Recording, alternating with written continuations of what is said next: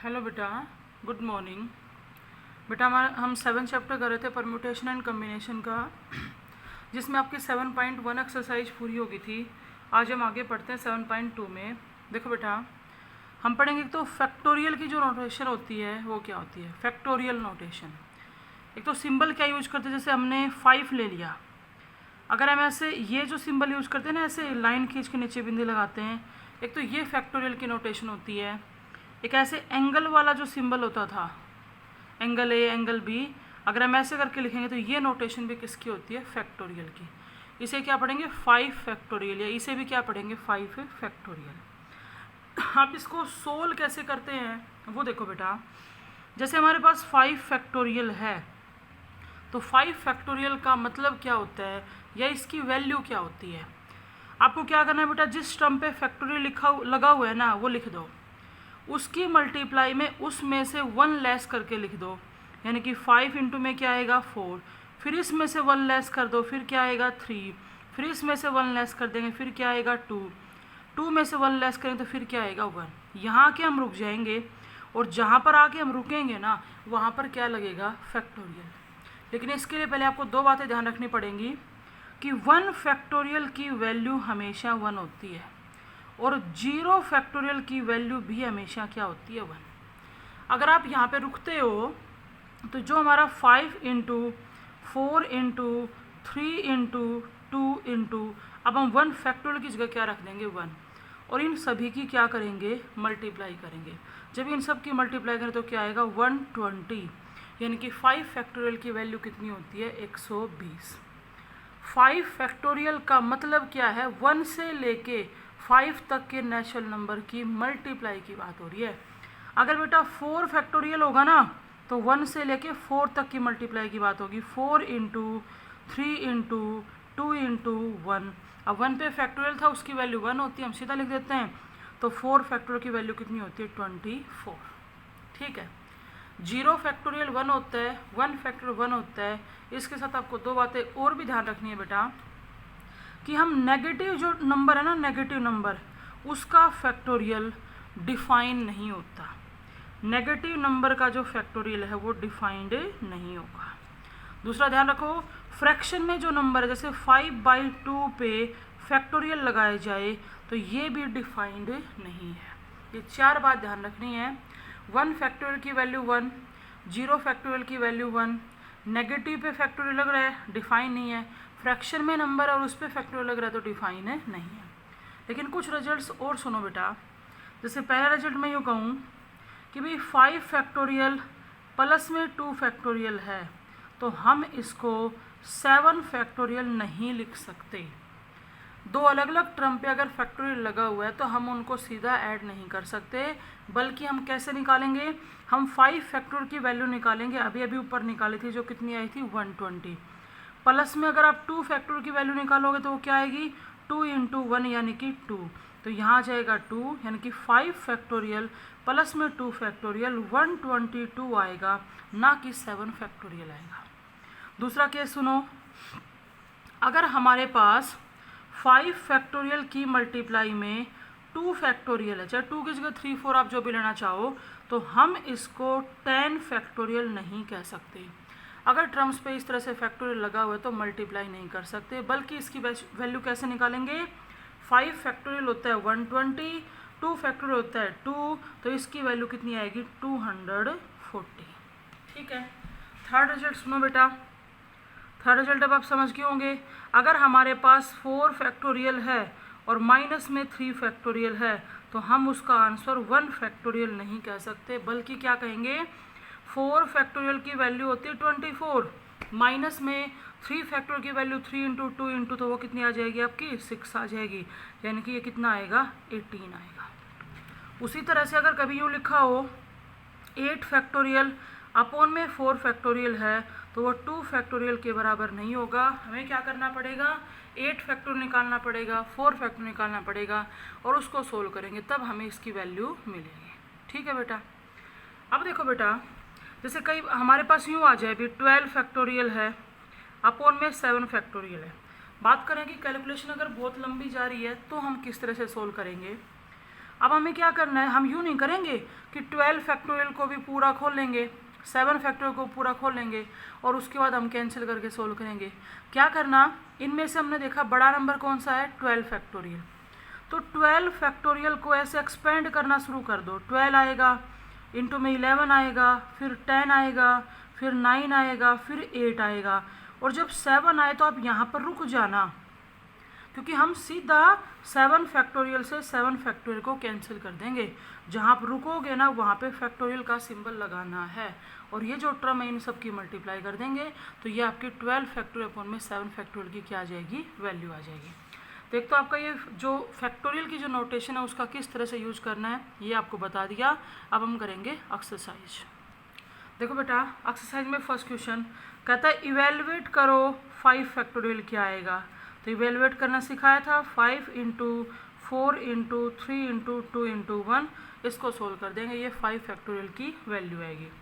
फिर यूँ कहते हैं 7 फैक्टोरियल निकालो, तो आप निकाल दोगे 7 into 6 into 5 into 4 into 3 into 2 into 1। इसी में हमसे पूछ रहे हैं प्रूव करो कि 5 फैक्टोरियल प्लस में 7 फैक्टोरियल 12 फैक्टोरियल के इक्वल नहीं होगा। तो कैसे प्रूव करके दिखाएंगे, हम 5 फैक्टोरियल 7 फैक्टोरियल की वैल्यू निकाल के ऐड कर लेंगे, उधर हम 12 फैक्टोरियल निकालेंगे, इन दोनों की वैल्यू जो आप निकालोगे तो वैल्यू सेम नहीं आएगी, यानी कि प्रूव कर देंगे कि 5 फैक्टोरियल प्लस 7 फैक्टोरियल 12 फैक्टोरियल के इक्वल नहीं होगा। फिर देखो सेकंड क्वेश्चन में यूँ कहता है 8 फैक्टोरियल निकालो, तो निकाल सकते हो आप 8 इंटू 7 6 5 4 3 2 1, इनकी मल्टीप्लाई करेंगे। फिर कहते हैं 4 फैक्टोरियल निकालो, ऊपर बता दिया आपको। फिर कहते हैं शो करो कि 8 फैक्टोरियल अपॉन में 4 फैक्टोरियल 2 फैक्टोरियल के इक्वल नहीं होगा, तो कर देंगे हम शो। अब जैसे आप इस 8 फैक्टोरियल को सोल्व करो तो क्या करना, 8 7 6 5 और यहाँ रुक जाना 4 फैक्टोरियल, पूरा खोलने की ज़रूरत नहीं है, डिनोमिनेटर वाला 4 फैक्टोरियल कैंसिल हो जाएगा। जब हम इसको सोल्व करेंगे ये आपकी लेफ्ट साइड आ जाएगी, राइट साइड आप निकालोगे तो 2 फैक्टोरियल, अब 2 फैक्टोरियल की वैल्यू तो क्या होती है 2, तो आप देख लो ये तो बहुत बड़ी वैल्यू है, ये 2 के इक्वल नहीं होगी, यानी कि शो कर दिया 8 फैक्टोरियल अपॉन में 4 फैक्टोरियल 2 फैक्टोरियल के इक्वल नहीं होगा। फिर देखो इसका थर्ड क्वेश्चन यूँ कहते हैं फर्स्ट पार्ट में 11 फैक्टोरियल अपॉन में 8 फैक्टोरियल को इवेल्युएट करो, वैल्यू निकालो। तो इनमें बड़ा कौन है 11, हम 11 को एक्सपेंड करना शुरू करेंगे, 11 इंटू 10 इंटू 9 इंटू 8 फैक्टोरियल, यहाँ रुक जाओ, जिससे सीधा आपका 8 फैक्टोरियल से 8 फैक्टोरियल कैंसिल हो जाएगा, और ये सोल्व करेंगे तो ये हमारी क्या आएगी वैल्यू। सेकेंड सुनो बेटा, इधर है 6 फैक्टोरियल अपॉन में 4 फैक्टोरियल और इंटू में 2 फैक्टोरियल। या तो हम यूँ कर सकते हैं तीनों को अलग अलग सोल्व कर लो, आपका आंसर आ जाएगा। थोड़ी सी कैलकुलेशन कम करनी है, तो इनमें सबसे बड़ा है 6, हमने 6 फैक्टोरियल को एक्सपेंड करना शुरू किया, 6 इंटू 5 इंटू यहाँ रुक रहे हैं 4 फैक्टोरियल पे, ये 4 फैक्टोरियल एज इट इज़ लिख दो और 2 फैक्टोरियल को लिख दो 2 इंटू 1। तो ये तो बेटा कैंसिल हो गया, 2 से या कैंसिल करेंगे 3, तो ये वैल्यू हमारी कितनी आ जाएगी 15 आ जाएगी। नेक्स्ट देखो, इसमें कहता है n प्लस में 3 का फैक्टोरियल है और अपॉन में हमारे पास है n फैक्टोरियल। ऐसे केस में हमें ज़रूर देखना पड़ेगा कि हमारी कौन सी वैल्यू बड़ी है कौन सी वैल्यू छोटी है। देखो बेटा, इन दोनों में बड़ा n प्लस 3 है। जब भी हमें फैक्टोरियल एक्सपेंड करना हो ना, तो बड़े वाली टर्म को एक्सपेंड करते करते हम छोटी तक लेके आते हैं। बेटा n प्लस 3 को हमने एक्सपेंड करना शुरू किया तो एक बार तो n प्लस 3 आएगा, जब इसमें से 1 माइनस करेंगे तो n प्लस 2 रह जाएगा, फिर इसमें से 1 माइनस करेंगे तो n प्लस 1 रह जाएगा, और फिर इसमें से 1 माइनस करेंगे तो n रह जाएगा। यहीं रुक जाते हैं, क्यों, n फैक्टोरियल तो हमारा सीधा कैंसिल हो जाएगा, तो ये हमारा क्या होगा आंसर। हो सकता है उसने मल्टीप्लाई कर रखा तो आप मल्टीप्लाई कर लेना। नेक्स्ट देखो बेटा, ये दे रहा है 8 फैक्टोरियल माइनस में 7 फैक्टोरियल अपॉन में 6 फैक्टोरियल। अब ये तो आपको बताया था कि भाई हम 8 फैक्टोरियल माइनस 7 फैक्टोरियल को 1 फैक्टोरियल तो नहीं लिख सकते। या तो आप यूँ करो, इन तीनों को कंप्लीट खोल लो, मल्टीप्लाई करो, सोल्व करो। अगर थोड़ी सी कैलकुलेशन कम करनी है तो बेटा हम यूँ कर सकते हैं, देखो 8 फैक्टोरियल को खोल दिया, 8 इंटू 7 इंटू 6 फैक्टोरियल, ऐसे ही 7 फैक्टर को खोल दिया, 7 इंटू 6 फैक्टोरियल, और नीचे भी हमारे पास है 6 फैक्टोरियल। और मैंने क्या किया, न्यूमरेटर में से 6 फैक्टोरियल को कॉमन ले लिया। जब यहाँ से 6 फैक्टोरियल कॉमन लेंगे तो ये तो कितना बच गया 56, माइनस में 7 और अपॉन में 6 फैक्टोरियल, तो कैलकुलेशन काफ़ी कम हो जाएगी। 6 फैक्टोरियल से 6 फैक्टोरियल कैंसिल हो गया और हमारा आंसर कितना आएगा 49। नेक्स्ट देखो बेटा, इसका 5वां पार्ट आप टिक कर लेना। 1 अपॉन में 8 फैक्टोरियल है, प्लस में 1 अपॉन में 9 फैक्टोरियल है, और प्लस में 1 अपॉन में 10 फैक्टोरियल है। इसे सोल्व करना है। अगर बीच में प्लस का साइन है तो हमें एलसीएम लेना पड़ेगा। अब एलसीएम लेने का मतलब ये है कि देखो फैक्टोरियल में हमें एलसीएम लेना चाहिए, नॉर्मली तो आपको एलसीएम लेना आता है। अगर एलसीएम लेना पड़ेगा तो हम डिनोमिनेटर वाली टर्म्स में ना सभी में सेम बना लेते हैं।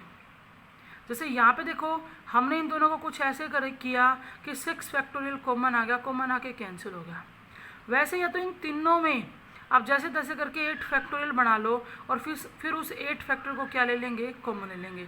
चाहे तुम इन सब की जगह 10 फैक्टोरियल बना लो। मेरी बात ध्यान से सुनो बेटा, अगर हमारे पास 9 फैक्टोरियल है और मैं उसके इंटू में 10 रख दूं तो हम उसको 10 फैक्टोरियल लिख सकते हैं। क्यों? क्योंकि जब तुम 10 फैक्टोरियल को एक स्टेप एक्सपेंड करोगे तो यही तो लिखोगे 10 इंटू में 9 फैक्टोरियल। अगर कभी भी कोई टर्म है उस पर फैक्टोरियल लगा हुआ है और तुम्हें उससे बड़े वाली टर्म पे फैक्टोरियल लगाना है तो उससे क्या कर दो, मल्टीप्लाई। समझ रहे हैं नहीं? देखो बेटा, अगर हम यहाँ डिवाइड में 10 फैक्टोरियल बनाना चाह रहे हैं तो हमें 8 फैक्टोरियल की मल्टीप्लाई में 10 इंटू 9 डालना पड़ेगा।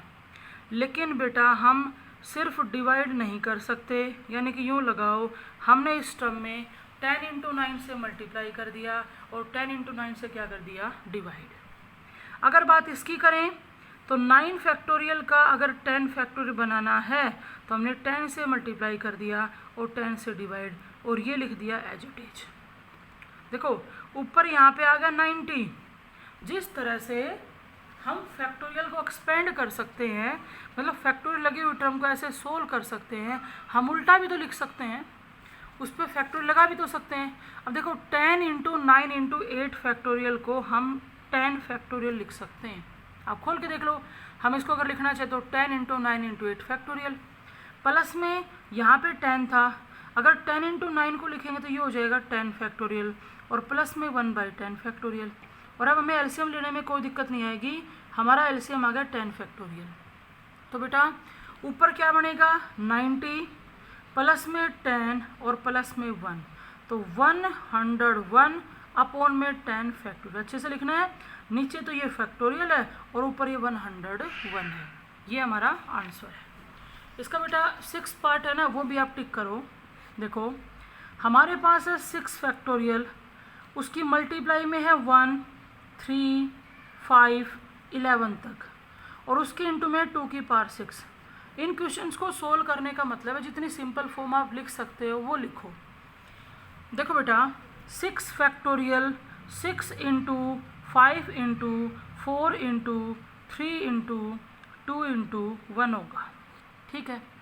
फिर हमारे पास है 1, 3, 5, 7, 9, 11, और 2 की पावर 6 यानी कि 6 टाइम हमारे पास 2 ऐसे मल्टीप्लाई में 2 इंटू 2 इंटू 2। ध्यान से सुनो, मैंने क्या किया, ये 1 उठा लिया, योग का यूँ लिख दिया, और ये सारी टर्म मल्टीप्लाई में है, इस 1 की मल्टीप्लाई 2 के साथ की तो 2 आएगा।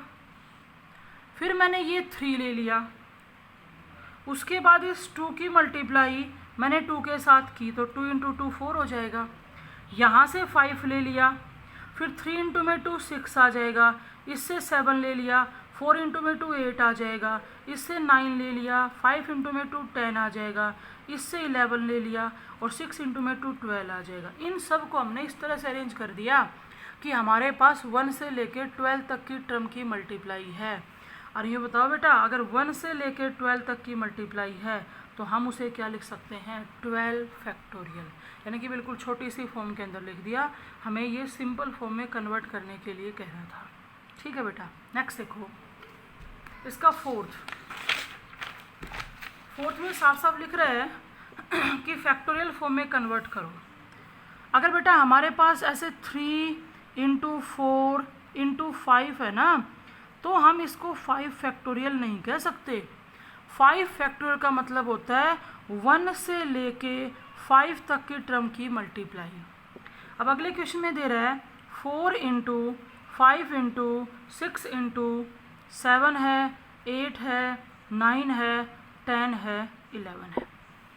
अगर इसको फैक्टोरियल नोटेशन में कन्वर्ट करना है तो फैक्टोरियल नोटेशन में कन्वर्ट करने के लिए 1 से लेके 11 तक की मल्टीप्लाई होनी चाहिए थी। हमारे पास यहाँ 1 इंटू 2 इंटू 3 नहीं है, यानी कि हम अपनी तरफ से 1 इंटू 2 इंटू 3 से मल्टीप्लाई कर रहे हैं और 1 इंटू 2 इंटू 3 से डिवाइड कर रहे हैं।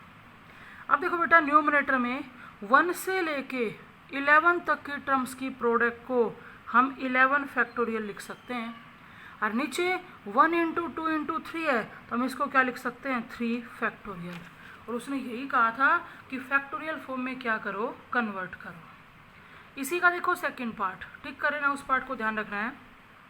हमारे पास है 1 into 3 into 5 into 7 into 9 and so on, last 2n-1। सारे के सारे जो नंबर हैं ये ओड नंबर हैं।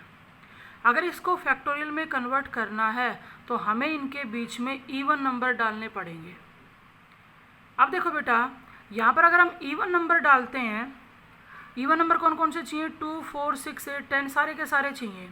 तो क्या किया बेटा मैंने, 2 इंटू 4 इंटू 6 इंटू 8, इस तरह से लास्ट इवन नंबर हो जाएगा 2n। 2, 4, 6, 8, 10 लास्ट है 2n, इससे हमने मल्टीप्लाई कर दी। और 2 इंटू 4 इंटू 6, 8 लास्ट हमारा 2n, इससे हमने क्या कर दिया डिवाइड। अब ध्यान से देखना, 1 हमारे पास है, ये रहा 2, फिर 3 हमारे पास है, ये रहा 4, 5 हमारे पास है, ये रहा 6, 7 वो रहा, 8 रहा, लास्ट अगर हम देखें 2n-1 है और उसके बाद 2n है, और नीचे हमारे पास है 2, 4, 6, 8 लास्ट 2n। तो पहले तो न्यूमरेटर बताओ, न्यूमरेटर अगर 1 से लेके 2n तक की प्रोडक्ट है तो ऊपर 2n फैक्टोरियल बनेगा, लेकिन नीचे तो हम फैक्टोरियल नहीं लिख सकते फिलहाल। तो अगर तुम ये कहो इनके बीच में ऑड टर्म डाल दो तो फिर वो तो वही बात हो जाएगी, ऑड टर्म पहले से तो इवन तो हमने डाली थी। देखो बेटा हम इन सभी टर्म्स को ऐसे लिख रहे हैं 2 इंटू 1, मैंने 4 को लिख दिया 2 इंटू 2, ऐसे 6 को लिख दिया 2 इंटू 3, ऐसे 8 को लिख दिया 2 इंटू 4, और ऐसे लास्ट लिख दिया 2 इंटू n। सारी की सारी टर्म प्रोडक्ट में है, मैंने हर टर्म में से 2 कॉमन लिया, n टर्म्स थी तो 2 की टोटल n पावर इकट्ठी होगी। जब यहाँ से 2 कॉमन लिया तो 1 रहेगा, यहाँ से 2 कॉमन लेंगे तो 2 रहेगा, फिर 3 रहेगा, 4 रहेगा, और लास्ट अगर 2 कॉमन लेंगे तो क्या रहेगा n। यानी कि ऊपर तो बन गया 2n का फैक्टोरियल, नीचे 2 की पावर n, और अब देखो 1, 2, 3 सो कहाँ तक n तक, तो ये क्या लिखा जाएगा n फैक्टोरियल।